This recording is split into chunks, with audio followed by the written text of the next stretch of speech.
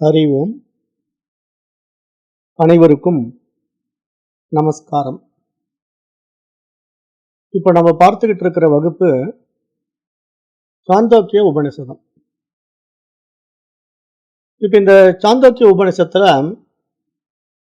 கடந்த வகுப்புகள்ல தத்துவமசி அப்படிங்கிற மகா வாக்கிய உபதேசத்தை உத்தாலகர் என்ற மகரிஷி ஸ்வேதகேது என்ற தன்னுடைய மாணவனுக்கு உபதேசித்துக் கொண்டிருந்தார் என்று பார்த்தோம்.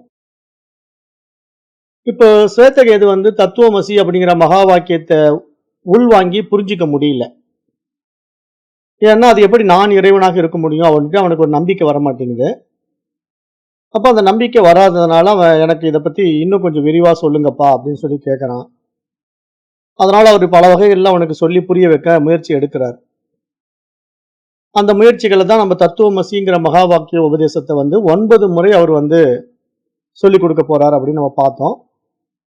அந்த 9 முறையும் ஒவ்வொரு விதமான ஓமானம், அதாவது உதாரணங்கள் சொல்லி புரிய வைப்பார். முதல்ல எப்படி புரிய வச்சார் அப்படின்னா, பல நதிகள் ஒரே இடத்துல சங்கமம் ஆகும். நதிகள் உற்பத்தி ஆகிறதுடைய மூலம் கடல் தான். கடல் நீர் ஆவியாகி அது மேகமாக மாறி மழையாக பொழிந்து பூமிக்குள்ள விழுந்து அந்த பூமிக்கு உள்ள நீரூற்றாக திருப்பி வெளிப்பட்டு அப்புறம் அது நதியாக மாறி மீண்டும் கடலில் சென்று அடையும். இத்தனை ப்ராசஸ் நடக்கும். ஆனா அதனுடைய உற்பத்தி ஸ்தானம் எது? கடல். அது மாதிரி மரம் என்ற ஒரு விஷயம் இருக்கு. அந்த மரத்துல விதை இருக்கு. அந்த விதை துளிர் விடுது, அப்புறம் அது செடியாகி மரமாகி அப்புறம் அதுல பூக்கள், காய்கள், கனிகள் அப்படின்னு பல விஷயங்கள் எல்லாம் வருது. மீண்டும் அந்த விதையாகவே மாறுது இல்லையா? அதுதான் அதனுடைய மூலம். அப்ப எல்லாமே எந்த மூலத்திலிருந்து வந்ததோ அந்த மூலத்துக்கே திரும்பும். அப்படி திரும்பும் போது நடக்கின்ற அந்த ப்ராசஸ் தான் இங்க விதவிதமா இருக்கு, வித்தியாசமா இருக்குன்னு சொன்னாரு. அதை அவனுக்கு தத்துவமசி அப்படிங்கிற மகா வாக்கியத்துல உபதேசம் பண்ணிட்டே வராரு. கடைசியா ஒரு உதாரணம் சொன்னாரு. எப்படின்னா, ஒரு ஆலம்பழ விதையை கொண்டு வாப்பா, அதை உடைச்சு காட்டுப்பான்னாரு. உடைச்சான். அப்புறம் அதுக்குள்ள சின்ன ஒரு துகள் மாதிரி ஒரு விதை இருக்குப்பான்னு சொன்னான். அந்த துகளையும் 2ஆ வெட்டுப்பான்னாரு. 2ஆ வெட்டினா. அப்புறம் அதுக்குள்ள என்ன இருக்குன்னு கேட்டாரு. ஒண்ணுமே இல்லைங்கிறான். அப்ப அப்படி ஒண்ணுமே இல்லாததான்ப்பா இறைவன். ஏன்னா இறைவன் என்கிறவர் சும்மா கண்களாலோ காதுகளாலோ புலன்களாலோ பிடிக்க முடியாது. ஏன்னா அது ரொம்ப ரொம்ப சூட்சமமான ஒரு விஷயமா இருக்கு அப்படிங்கிறத அவனுக்கு புரிய வச்சாரு.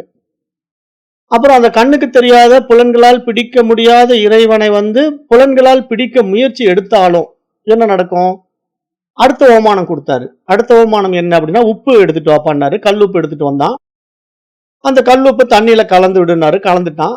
மறுநாள் காலையில அதை குடிச்சு பாருனாரு. மேல் தண்ணி எடுத்து நக்கி பார்த்தான், உப்பு கரிக்குதுன்னா.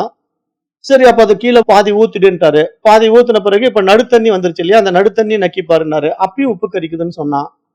சரி, அப்ப எல்லா தண்ணியுமே கீழே ஊத்திட்டு கடைசியில மிச்சம் இருக்கிற சொட்டை நக்கி பாருனாரு. எல்லா தண்ணியும் கீழே ஊத்திட்டான். கடைசியா 1-2 சொட்டு இருந்தது, அதை எடுத்து நக்கி பார்த்தா அதுலயும் உப்பு கரிக்குது. அப்ப எல்லாமே உப்பு கரிக்குது அப்பா அப்படின்னா. உப்பு எங்க போச்சுன்னு கேட்டாரு. உப்பு தண்ணியோட தண்ணியா மறைஞ்சு காணாம போச்சு. அப்ப என்ன இந்த பதில புரிஞ்சுக்கிட்டான் அப்படின்னா, அதாவது ஒரு விஷயத்த தண்ணீருக்குள்ள கலந்த பிறகு அது இங்கதான் அங்கதான் இல்ல, எங்கும் வியாபித்து இருக்கு. அந்த தண்ணீர் முழுவதும் அந்த உப்பு கரைஞ்சு போயிடுச்சு. அது மாதிரி இறைவன் என்பவன் இந்த ஒட்டுமொத்த பிரபஞ்சத்திலையும் கரைஞ்சு நிக்கிறான். அந்த உதாரணம், அருமையான உதாரணத்தை சொல்றார். இறைவன் என்பவன் இந்த ஒட்டுமொத்த பிரபஞ்சத்திலையும் கரைஞ்சு நிக்கிறான். நீங்க எந்த இடத்துல தொட்டு பார்த்தாலும் இறைவன் தெரியுவான். நீங்க இறைவன் இங்கதான் இருக்கிறான், இந்த பர்டிகுலர் ஸ்பாட்ல தான் இருக்கிறான், இந்த பர்டிகுலர் பிளேஸ்ல தான் இருக்கிறான் அப்படின்னு நினைக்கிறது அஜ்ஞானம். ஏன்னா அவன் தன்னை வெளிப்படுத்துகின்ற வைபவமா இந்த பிரபஞ்சத்தை உருவாக்கி இந்த பிரபஞ்சத்துல எங்கும் எதிலும் நீக்கமற நிறைந்திருக்கின்றான். அப்படிங்கும்போது நீங்க பர்டிகுலரா இந்த கோயிலுக்கு போய் தான் நான் கடவுளை பார்க்கணும்னு ஏதாவது இருக்கா? அப்படி கிடையாது அப்படின்னு நான் கடந்த முறை விளக்கம் கொடுத்தேன். அப்புறம் நான் கோயிலுக்கு போறவங்களுக்கு எல்லாம் எதிரானவன் நினைச்சுக்காதீங்கன்ட்டு நான் விளக்கம் கொடுத்தேன். ஏன்னா தெளிவு வரணும், நல்ல ஒரு புரிதல் வரணும், உங்களுக்குள்ள ஒரு ஞானம் வரணும் அப்படிங்கிறது தான் இந்த பாடத்திட்டத்தினுடைய நோக்கம். அடுத்தது ஒரு உதாரணம் கொடுத்தாரு. ஒரு காந்தார நாட்டுல ஒரு குற்றவாளி என்ன பண்ணாங்க? கண்கள் எல்லாம் கட்டி, கால்களையும் கட்டி, கையையும் கட்டி கொண்டு ஒரு காட்டுக்குள்ள போட்டாங்க. அவன் எங்க இருக்கான்னு தெரியல. அப்புறம் அந்த பக்கம் போன ஒரு வழிபோக்கன் அவன் மீது பரிதாபப்பட்டு அவனுடைய கண்ணு கட்டு அவுத்து விட்டு, அப்புறம் கை காலெல்லாம் கட்டு அவுத்து விட்டு, எங்கப்பா எங்கிருந்து வரேன்னு கேட்டங்காட்டி, நான் காந்தார நாட்டுல இருந்து வந்துட்டேன், என்னை நாடு கடத்திட்டாங்க, நான் திருப்பி எங்க ஊருக்கே போகணும், எனக்கு வழிகாட்டுங்கன்னு சொல்லும்போது அவனுக்கு வழிகாட்டி கொடுத்தாங்க. எப்படி? அவன் திக்கு தெரியாத காட்டுல இருக்கிறான். காட்டுக்குள்ள போய் போட்டாங்க. அந்த காட்டுல வந்து எது கிழக்கு திசை, எது மேற்கு திசைன்னு தெரியாது. எந்த திசையில இவனுடைய நாடு இருக்கு அதுவும் தெரியாது. ஏன்னா இந்த நாட்டுல இருந்து வெகு தூரம் வந்துட்டான். காட்டுக்குள்ள கொண்டு வந்து போட்டாங்க. அப்போ அந்த பக்கம் வந்து போறவங்களுக்கு ஏற்கனவே அந்த காட்டுக்கு போய் வந்து பழக்கம் இருக்கிறவங்களுக்கு தானே அந்த எக்ஸ்பீரியன்ஸ் இருக்கு. அது மாதிரி இங்க குரு வராருன்னு சொல்றாங்க. இங்க சாஸ்திரம் என்ன சொல்லுதுன்னா, இப்ப குருங்கிறவர் யாரோ கிடையாது. அவர் வழிகாட்டி. அவர் இதுல ஏற்கனவே அனுபவப்பட்டவரு. ஆகவே அவரை நீங்க பிடிச்சுக்கங்க. குருவை பிடிச்சுக்கிட்டீங்கன்னா குரு உங்களுக்கு சரியான வழியை காட்டி கொடுப்பாரு. ஆகவே குருவின் மூலமாக நீங்க போனா நீங்க ஊர் போய் சேரலாம். நீங்களா முயற்சி எடுத்தீங்கன்னா பாதை மாதிரி போயிடுவீங்க அப்படிங்கிறதுக்கு அந்த கதை ஒரு ஓமானமா நம்ம பார்த்தோம். அப்ப இங்க அந்த பாடல் கடைசியா என்ன சொல்ல வருதுன்னா, அவனுடைய கூக்குரலை கேட்டு யாரோ ஒருவர் முன் வந்து அவனுடைய கட்டுக்களை அவிழ்த்து விட்டு, காந்தார நாடு இந்த திசையில் உள்ளது, நீ அந்த வழியாக செல் என்று வழிகாட்டுவார். அவனும் கிராம கிராமமாக விசாரித்தபடி ஊர் போய் சேருவான். இறுதியில் அறிவாளியும் புத்திசாலியுமான ஒருவரின் வழிகாட்டுதல் கிடைத்ததினால்தான் அவன் அந்த வழியை பின்பற்றி காந்தார நாட்டை அடைந்தான் என்று நாம் இங்க பார்க்கிறோம்.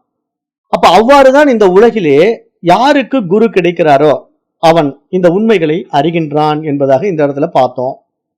அப்ப நாம் இங்க என்ன புரிஞ்சுக்கணும்னா, உடம்பிலிருந்து விடுபடுகின்ற வரைக்குத்தான் நமக்கு எல்லாமே டிலே, தாமதமாகிட்டு இருக்கு.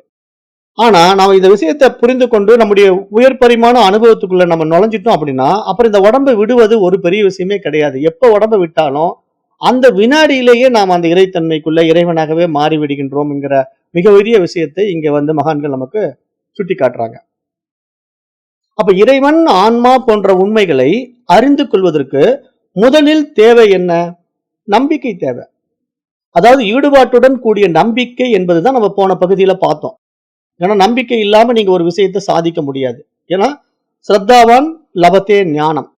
நம்பிக்கை மட்டும்தான் ஒருத்தனுக்கு ஞானத்தை கொடுக்கும். அந்த பாதையில அவன் வெற்றி பெற முடியும்.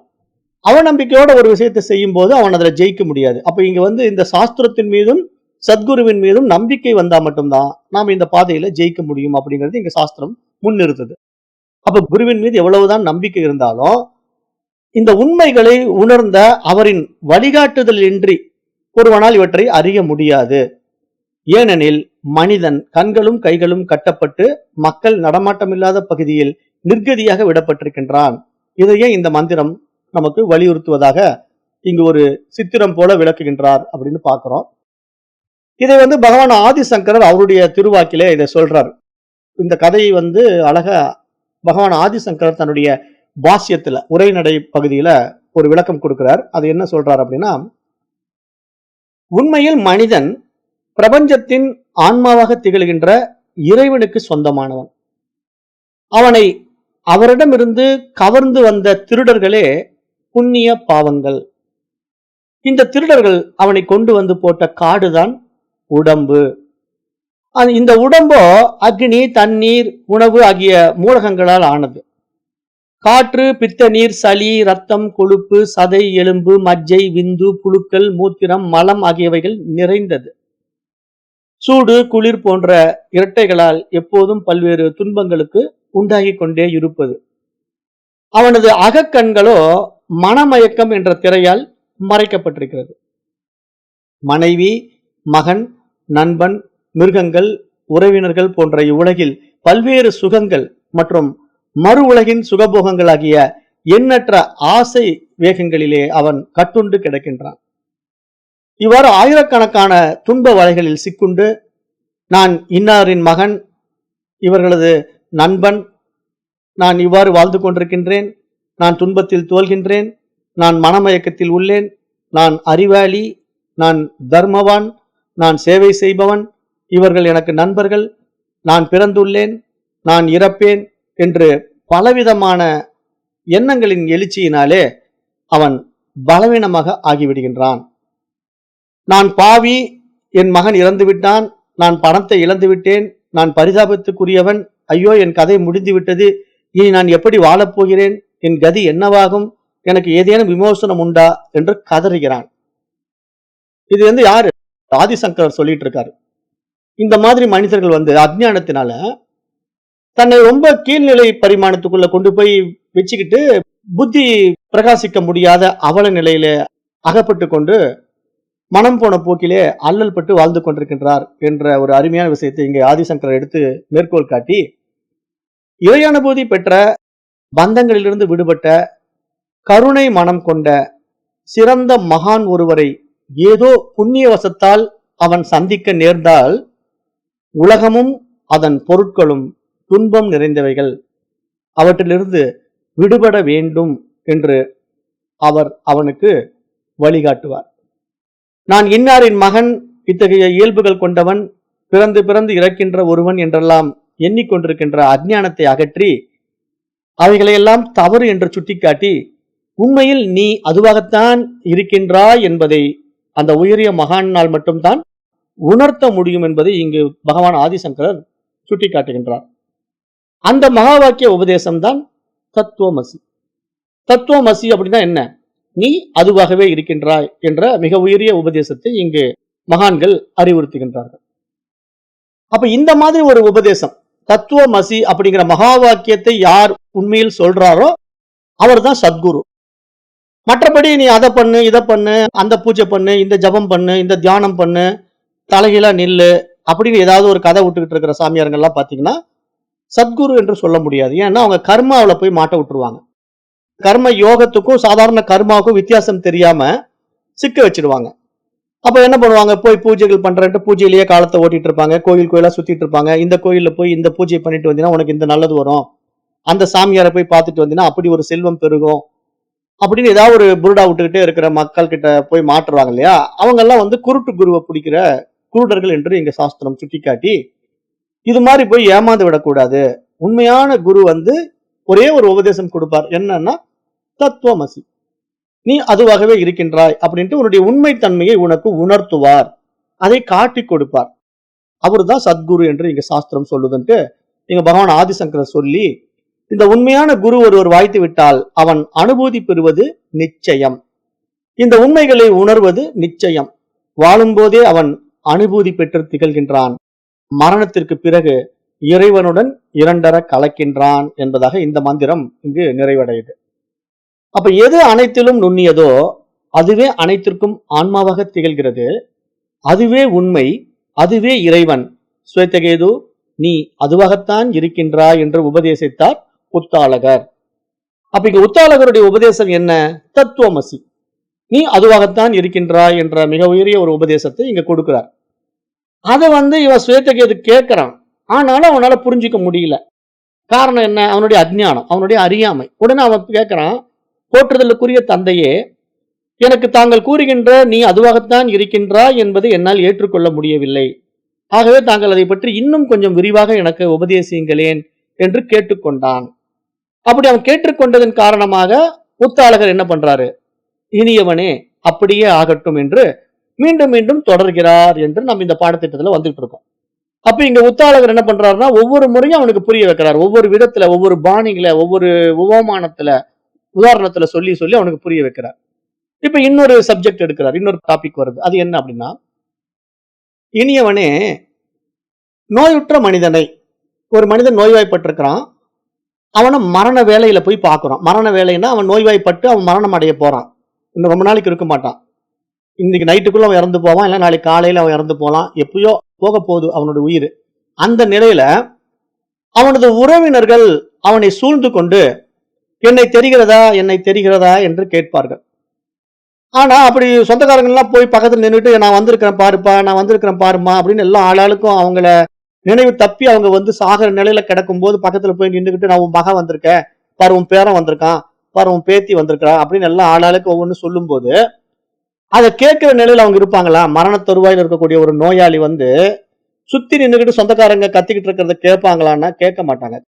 காரணம் என்ன? அவங்களே உடம்பு விட்டுட்டு போறதுக்கான நிலையில புலன்கள் எல்லாம் தன் தகுதியை இழந்து எல்லாம் உள்ள ஒடுங்கி ஒவ்வொன்னா ஃபர்ஸ்ட் பேச்சு நின்றுடும், அப்புறம் அப்படியே காது அடைச்சிக்கும், அப்படியே ஒவ்வொன்னா கட் ஆகும். 5 புலன்களும் ஒவ்வொன்னா விடுபடும், உடம்புல இருந்து ஒவ்வொன்னா விடுபடும். அப்போ என்னை தெரிகிறதா, என்னை தெரிகிறதா என்று கேட்பார்கள். அவனது வாக்கு மனத்திலும், மனன் பிராணனிலும், பிராணன் அக்னியிலும், அக்னி மேலான இறைவனிலும் ஒடுங்காத வரைதான் அவன் உங்களை தெரிகிறது என்று பதில் சொல்லவும் முடியும். ஆனா அவன் ஒடுங்கி இருக்கிற நிலையில் அவன் எப்படி போய் எல்லாத்தையும் கண்டுபிடிப்பான்? எல்லாம் ஒவ்வொன்னா கட்டாக போகுது. என்னென்ன கட்டாக போகுது? முதல்ல வாக்கு போய் மனசுல ஒடுங்கிக்கும், மனசு பிராணன்ல ஒடுங்கிக்கும், பிராணன் அக்னியில ஒடுங்கிக்கும், அக்னி இறைவனிடத்துல ஒடுங்கிடும். அவ்வளவுதான். வந்த எல்லாமே எங்கிருந்து வந்ததோ அந்த மூலத்துக்கே திரும்பும். அப்ப அந்த மூலத்துக்கே போய் திரும்பும்போது இங்க அவனுக்கு மீண்டும் அந்த உடம்பு பருவுடல் வந்து விடுபட்டுடும். அப்ப அவனுடைய ரியல் பாடி என்னவோ அந்த பாடிக்குள்ள போறான். சூட்சும சரீரத்துக்குள்ள வெளியேறிடுறான். சூட்சும சரீரம்ங்கிறது என்னன்னா, இப்ப உடம்ப விட்டுட்டு வெளியேறும் போது 16 தத்துவங்கள் வரும்னு நான் ஏற்கனவே சொல்லியிருக்கேன். அதை மறந்துடக்கூடாது. 5 பிராணங்கள், 5 கர்மேந்திரியங்கள், 5 ஞானேந்திரியங்கள், மனசு. இந்த 16 தத்துவங்களை அவன் எடுத்துட்டு போவான். இப்ப இந்த 16 தத்துவங்கள்ல இது எல்லாமே சேர்ந்து மனசு தான் பிரதானம்.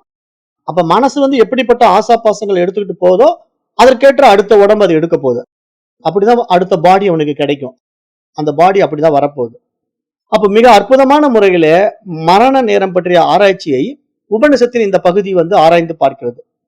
இறக்கும் தருவாயில் உள்ள ஒவ்வொரு மனிதனுக்கும் உயிர் பிரியும் நேரம் வெவ்வேறாக இருக்கும். ஒருவன் இறக்கும் தருவாய் வந்து 2 மணி நேரத்தில் இறக்கலாம், இன்னொருவனும் 20 மணி நேரத்தில் இறக்கலாம். இவ்வாறு நிகழ்வதற்கு காரணம் என்ன? இது மருத்துவர்களால் கூட கண்டறிய முடியாத ஒரு விஷயம் என்பதாக பார்க்கிறோம். ஏன்னா இப்ப மரணம் என்பது வந்து யாராலையும் தீர்மானிக்கப்பட முடியாதுன்னு நம்ம ஏற்கனவே சொன்னோம்.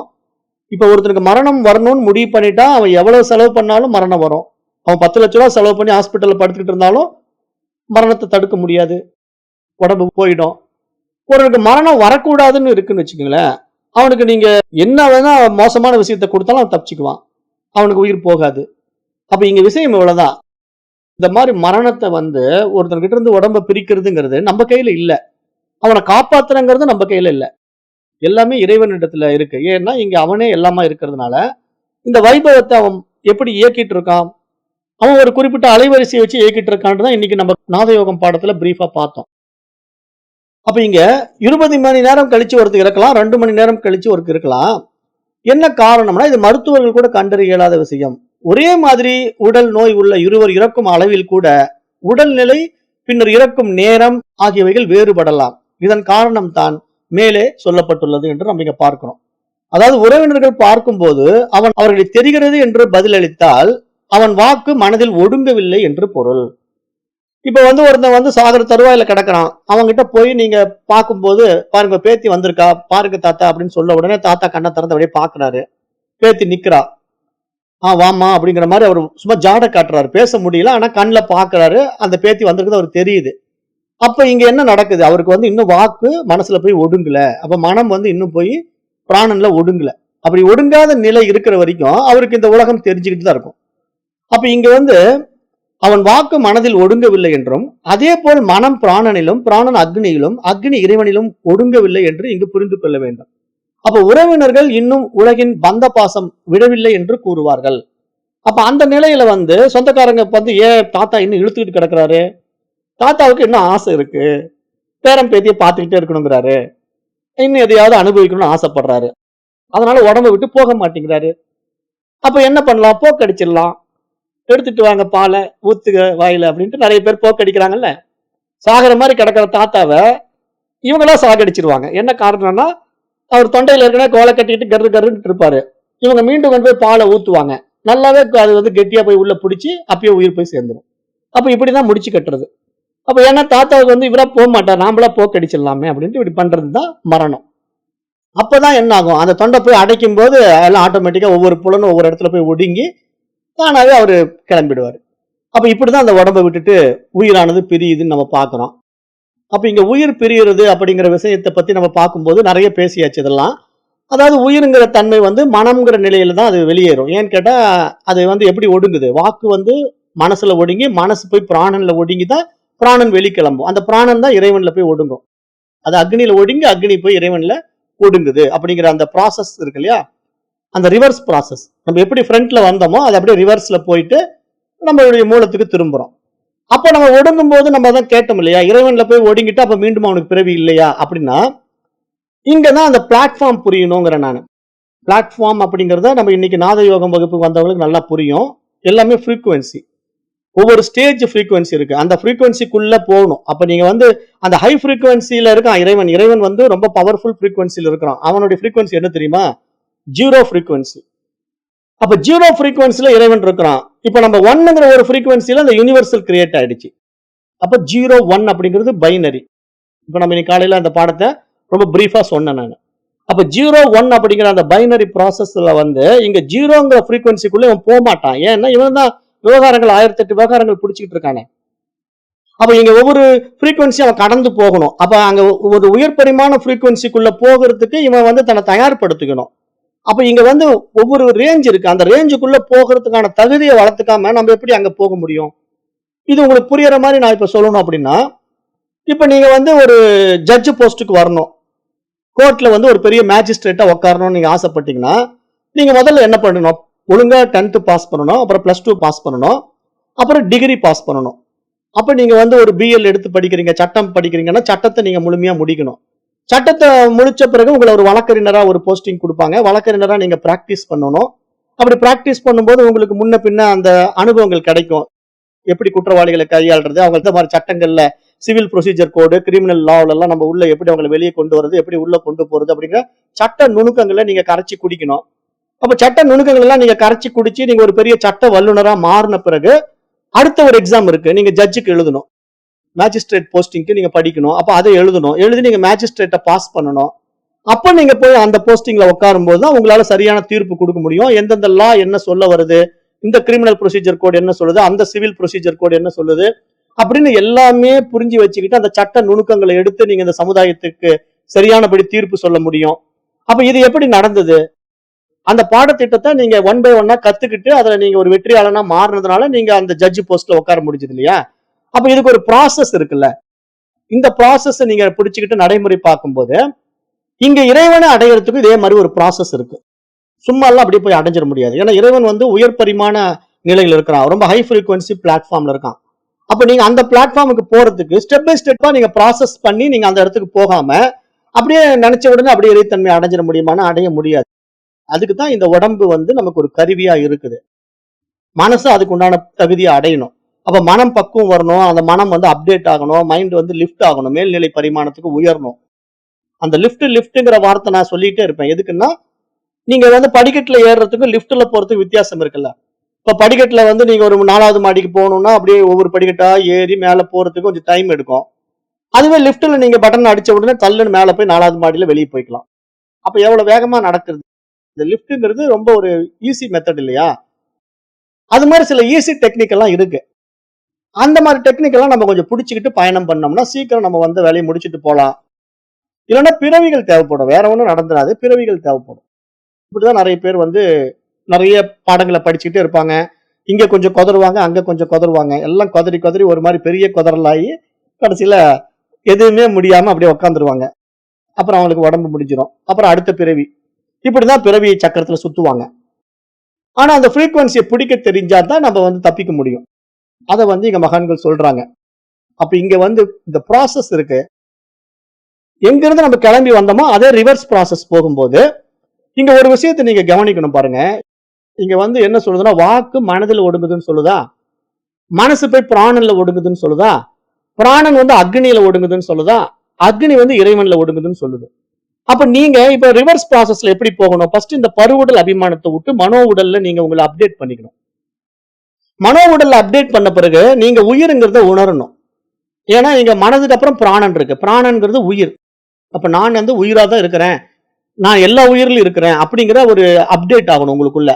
நீங்க வெறும் பருவுடல் அபிமானத்திலே இருந்தா நீங்க அடுத்தது மனோ உடலை கடக்க முடியாது. மனோ உடலுக்கு அப்புறம் பிராண உடலை கடக்க முடியாது. அப்ப இங்க பஞ்ச கோஷங்கள் இருக்குல்ல, அந்த பஞ்ச கோஷங்கள்ல 1 by 1 ப்ராசஸ் ஆகணும். ப்ராசஸ் ஆகி அப்புறம் கடைசியா என்ன பண்றது? பிராணன் வந்து அக்னியில போய் கலக்கும். அப்ப பிராணன்கிறது அக்னிங்கிறது என்னன்னா அதுதான் ஒளி உடல். அப்ப அந்த ஒளி உடல் நீங்க அடையும் போதுதான் நீங்க பிரம்மமா மாற முடியும். ஏன்னா பிரம்மம் வந்து ஒரு பவர்ஃபுல் அறிவு. அது வந்து ஒரு அறிவு பிரகாசம், சுயம் பிரகாச ஒளி, ஜோதி ஒளி. இறைவன் வந்து பரமாத்மா வந்து எப்படி இருக்கிறாருன்னா அவர் வந்து ஒரு எல்லையற்ற அறிவு ஒளி பிரகாசம், பேரறிவு பரிமாணத்துல இருந்துட்டு இருக்காரு. ஏன்னா இந்த பிரபஞ்சமே அவரே படைச்சு அவரே அனுபவிச்சு அவரே லயம் பண்றாரு. ஏன்னா இங்க படைக்கிறதும் அவர் தான், அனுபவிக்கிறதும் அவர் தான், லயம் பண்றதும் அவர் தான். ஆனா இந்த படைப்பும் அந்த படைப்புக்குள்ள அனுபவத்துக்கு வர்ற அவரும் அதை லயமாக்குற அவரும் ஏதோ அடிப்படையில செஞ்சிட்டு இருக்காரு. ஃப்ரீக்வன்சி அடிப்படையில அவருடைய ஆற்றல் மையத்துல அவர் தன்னை வெளிப்படுத்துகின்ற வைபவமே இந்த உலகமா விரியுது, ஆற்றல் மயமா விரியுது. அந்த ஆற்றல் மையத்துக்கான பல்வேறு அதிர்வெண்கள் இருக்கு. அந்த அதிர்வெண்களுக்குள்ள நீங்க எந்த அதிர்வெண்ல இருக்கிறீங்கிறத நீங்க உங்களை பிடிக்க தெரியணும். உங்களுக்குள்ள அந்த அதிர்வெண்ணை வந்து கிரியேட் பண்ண தெரியணும். அந்த அதிர்வெண்ணை மாடிஃபை பண்ண தெரியணும். அப்புறம் நீங்க அந்த 0 அதிர்வெண்குள்ள போகும்போது இறைவனாக மாற போறீங்க. அப்ப இங்க 0 அதிர்வெண்குள்ள போறதுக்கான ப்ராசஸ் இருக்கு. அந்த ப்ராசஸ ஸ்டெப் பை ஸ்டெப்பா பண்றதுக்கு தான் இங்க குரு தேவைப்படுறாங்க. அப்ப குருவின் மூலமா நாம இந்த பயணத்தை மேற்கொள்ளும் போது மட்டும்தான் நம்ம ஊர் போய் சேர முடியும். இல்லைன்னா வழிகாட்டு இல்லாம நீங்களா பயணம் பண்ணீங்கன்னா போலாம், டைம் எடுக்கும், பல பிறவிகள் தேவைப்படும். அப்புறம் எங்கேயாவது ஒரு இடத்துல கண்டிப்பா யாராவது ஒருத்தர் கேட்டுதான் நீங்க போய் கடைசியா சேர போறீங்க. நீங்க ஊர் போய் சேரும்போது பாத்தீங்கன்னா எவ்வளவு தூரம் நீங்க நான் எனக்கு தெரியும் தெரியும் கொஞ்சம் தூரம் போனாலும் ஒரு குறிப்பிட்ட இடத்துல எங்கேயாவது ஒரு இடத்துல சந்தேகம் கேட்காம நீங்க அந்த இடத்த போய் அடையவே முடியாது. அல்லது அந்த ஊருக்கே போய் சேர்ந்துட்டாலும் நீங்க போக வேண்டிய இடத்துக்கு அந்த ஊருக்குள்ள போயாவது அட்லீஸ்ட் ஒருத்தர் கேட்பீங்கல்ல, அதை முன்னாடியே செஞ்சிட்டீங்கன்னா நீங்க இன்னும் கொஞ்சம் சீக்கிரம் போலாம்ல. அதைத்தான் இங்க நம்ம சொல்றோம். அந்த அடிப்படை விஷயத்தை இங்க மகான்கள் பேசுறாங்க.